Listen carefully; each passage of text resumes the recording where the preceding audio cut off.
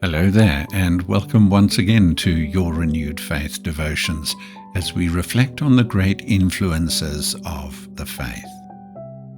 Yesterday, we stood with Mary and Martha in their anxiety as they sent word that their brother Lazarus was gravely ill.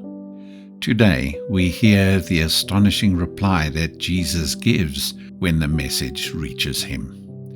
And so, from John's Gospel, chapter 11 and verses 4 and 5, I read, "When Jesus heard that, he said, 'This sickness is not unto death, but for the glory of God, that the Son of God may be glorified through it.'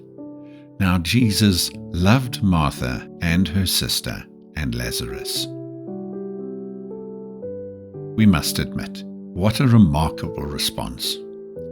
While the sisters saw only the approaching darkness, Jesus saw divine purpose.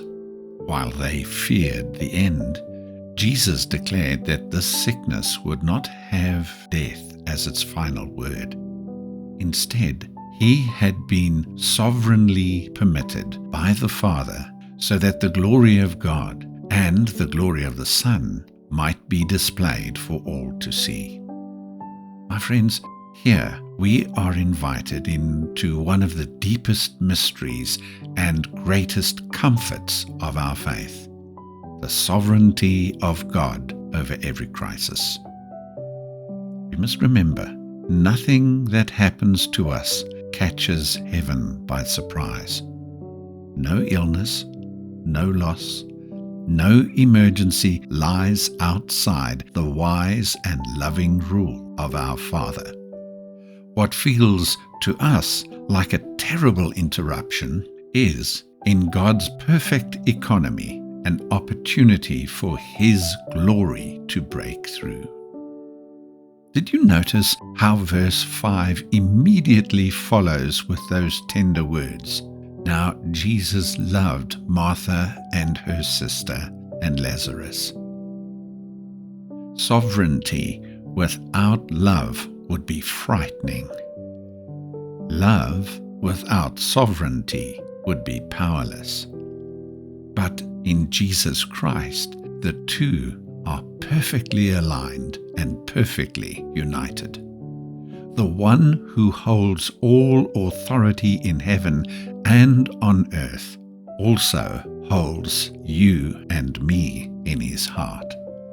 As we think about this, how different our days would be if we could learn to see our trials the way Jesus saw Lazarus' sickness, not merely as obstacles to be endured, but as opportunities for the glory of God to be revealed. What we regard as a block, God often intends as a blessing. What we experience as a setback, He is preparing to use as a springboard into deeper faith and greater testimony. My friend, perhaps you are walking through something difficult right now. A health struggle, financial pressure, a fractured relationship, or a grief that feels too heavy to carry. Today, I invite you to bring that very situation before the Lord and pray simply, "Father, help me to see this from your perspective. Show me the opportunity hidden inside the obstacle. Let your glory be displayed even here." Remember, the same Jesus who spoke these words over Lazarus later stood outside the tomb and cried with authority, "Lazarus, come forth." He is still the resurrection and the life. He is still writing redemption stories through the very circumstances we least understand.